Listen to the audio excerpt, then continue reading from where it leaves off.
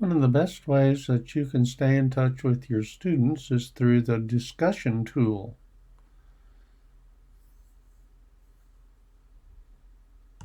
Start a new discussion by clicking on the plus discussion button. Enter a topic.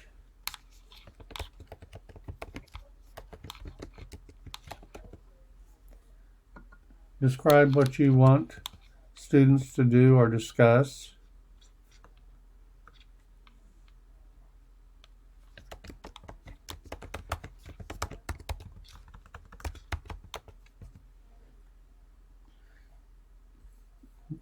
When you post, it's going to go to all of the sections.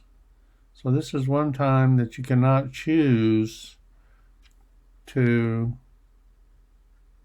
send it to just one person.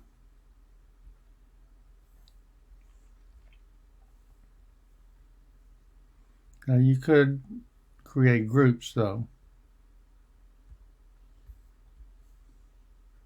Then you set the date. You can even set the time so that you can use this during class.